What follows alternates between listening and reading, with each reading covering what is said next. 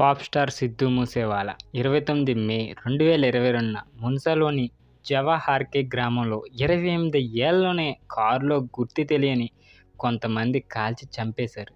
పోలీసుల కథనం ప్రకారం అయితే లారెన్స్ బిష్నో మోటయా చంపేసిందని అయితే చెప్పేశారు. సో ఫేస్బుక్లో కూడా పోస్ట్ పెట్టారు. బిష్నోని కూడా బాగా ఖండించారని చెప్పొచ్చు. సో ఈరోజు వీడియోలో అసలు ఈ సిద్ధూ మూసేవాళ్ళని ఎందుకు హత్య చేశాడు, దీనికి గల కారణాలు ఏంటి, సో అవన్నీ తెలుసుకుందాం. సో వీడియోని ఎవరైతే కొత్తవారు చూస్తున్నారో ఇంట్రెస్టింగ్ స్టోరీస్ అండ్ ఫ్యాక్ట్స్ కోసం మన ఛానల్ తప్పకుండా సబ్స్క్రైబ్ అయితే చేసుకోండి.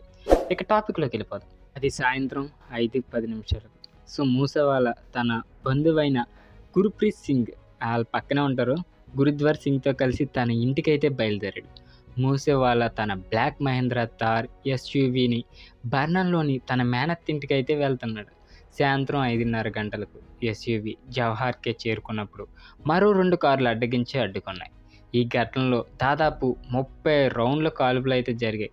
దీనివల్ల మరో 2 వ్యక్తులైతే గాయపడ్డారు కూడా. మూసేవాళ్ళ తన పిస్టల్ను ఉపయోగించి దాడి చేసే వారిపై ఎదురు కాల్పులు కూడా జరిపాడు. బట్ ప్రయోజనం లేకుండా పోయింది. సో వాళ్ళు కాల్పులు జరిపి అక్కడి నుంచి అయితే పారిపోయారు. అతని తండ్రి మూసేవాళ్ళను మన్సాలోని సివిల్ ఆసుపత్రికి అయితే తీసుకెళ్ళాడు. అప్పటికే అతను చనిపోయినట్లయితే ప్రకటించారు. సో ఆపరేషన్ బ్లూ స్టార్ ఇది ఎందుకు వచ్చింది?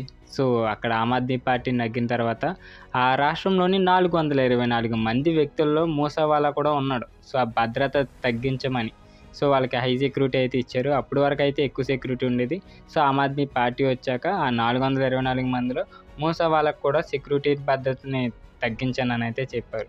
సో అంతకుముందు 4 బదులుగా 2 కమాండర్లనే ఇచ్చారు.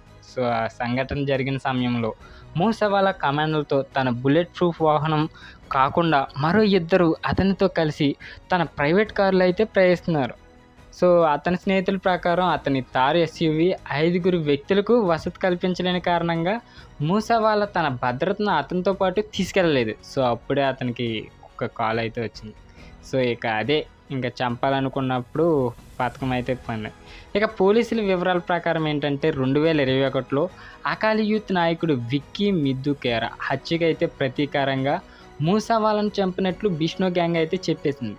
మిద్దు కేరాను హత్య చేయడంలో బిష్నో గ్యాంగ్ పాత్ర ఉందని మూసేవాళ్ళ సహాయకుడిగా పేర్కొన్నారు. దీనికి మద్దతు ఇవ్వడానికి చట్టపరమైన ఆధారాలు ఎటువంటి లేవు. సో ఇక పంజాబీ మూలానికైతే చెందిన కెనడియన్ గ్యాంగ్స్టర్ సతీందర్ సింగ్ ఆకా గోల్డీ బ్రార్ హత్యకు బాధ్యత వహించాడు.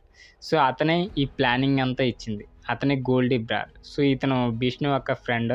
సో అతని సహచరుడే పంజాబ్ మాడ్యూల్లో కాల్పులు జరిపిందని అయితే చెప్పారు.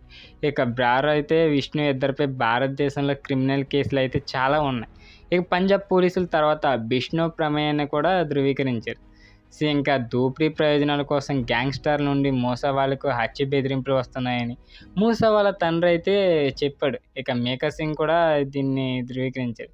ఇక సిద్ధూ మూసేవాళ్ళ హత్య కేసులో 2 నిందితులు ముఠా ప్రత్యర్థులతో జైలు పోరాటంలో మరణించగా మూసేవాళ్ళ హత్యలో 3వ నిందితుడు పంజాబ్లోని తరణ్ జిల్లాలో గోవింద్యాల్ సాహిబ్ సెంట్రల్ జైల్లో అయితే తీవ్రంగా గాయపడ్డాడు. ఇక పంజాబ్ ముఖ్యమంత్రి భగవంత్ మాన్ హత్యను అయితే తీవ్రంగా ఖండించారు అప్పట్లో. సో మూసేవాళ్ళను పంజాబ్ యొక్క సాంస్కృతిక చిహ్నం అని అయితే పిలుస్తూ అతని మరణం పట్ల అయితే దిగ్భ్రాంతిని అయితే విచారాన్ని వ్యక్తం చేశారు.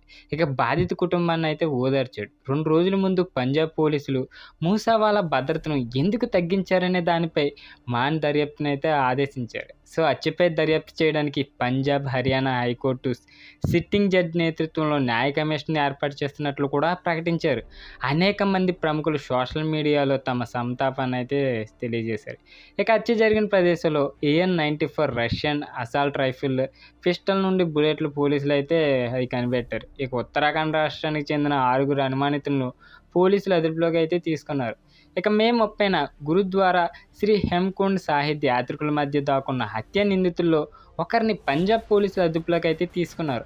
ఇక మే 30న INC ఢిల్లీ యూనిట్ AAP నాయకుడు అరవింద్ కేజ్రీవాల్ నివాసం దగ్గర అయితే ఈ సంఘటన అంటే ఏపీ పాలిత పంజాబ్ ప్రాంతాన్ని కూడా ప్రభుత్వం నిర్వహించింది కదా. సో అప్పుడే నిరసన కూడా చేశారు. ఇక మూసేవాళ్ళ యొక్క భద్రతను తగ్గించాలనే నిర్ణయాన్ని అయితే నిందించారు.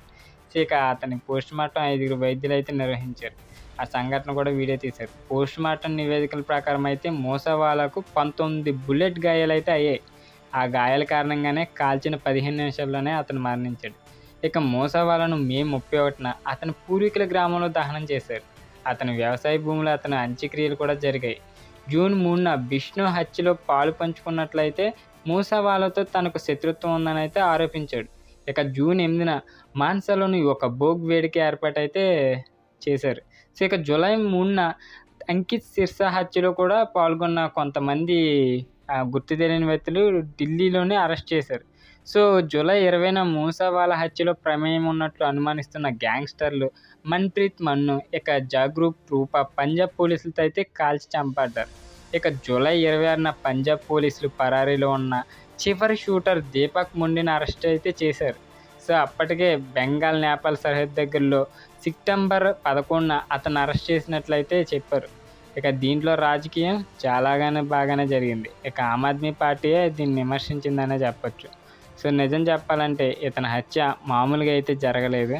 సో ప్లాన్ ప్రకారం పన్నాగా ఈ మొత్తం అసలు ఎవరికి తెలియకుండా ముఠానైతే చేశారు. సో ఆ ముఠా కూడా ఒకరికొకరికి కూడా తెలీదు, ఇది వీళ్ళు చంపుతున్నారని కూడా తెలియదు. కానీ ఒకసారి అయితే అతని మీద దాడి చేశారు కానీ అప్పుడు తప్పించుకున్నారు. సో ఎప్పుడైతే ఆమ్ ఆద్మీ పార్టీ ఇక్కడ లీడింగ్లోకి వచ్చిందో అప్పుడు అక్కడ రాష్ట్ర ప్రభుత్వాన్ని నియమిస్తుందో ఇక భద్రత విషయంలో బ్లూ స్టార్ అని ఒక సంస్థ అయితే వాళ్ళకి తగ్గించింది. నలుగురు ఉన్న కమాండర్ని ఇద్దరినే చేసింది. సో అతను కూడా ఎస్వీఐ కారులో 5గురు పట్టేలాగా అయితే ఉండదు. అందు గురించి ఆ రోజు ఒంటరిగా వెళ్ళాల్సి వచ్చిన సమయంలో సో ఆల్రెడీ బిష్ణు గ్యాంగ్లో వాళ్ళ ఫ్రెండ్ ఉన్నాడు కదా, సో వాళ్ళ ఫ్రెండ్ అక్కడి నుంచి చెప్పి ఈరోజు ఎలాగైనా వాడిని చంపేయాలని చెప్పి ఖచ్చితంగా ప్లాన్ ప్రకారంగా అయితే అతన్ని చంపేయడం జరిగింది. సో మిద్దు కేరా హత్యకు కూడా తనే చేపించాడని అయితే చెప్పారు. సో ఇది ఎంతవరకు వాస్తవం అయితే తెలియదు. దాని గురించి ఇతన్ని చంపడం అయితే జరిగింది. సో ఈ వీడియోని అయితే ఇక్కడితే ఎండ్ చేస్తున్నాను. వీడియో నచ్చినట్లయితే తప్పకుండా లైక్ చేయండి. ఇలాంటి ఇంట్రెస్టింగ్ స్టోరీస్ అండ్ ఫ్యాక్ట్స్ కోసం మన ఛానల్ తప్పకుండా సబ్స్క్రైబ్ అయితే చేసుకోండి.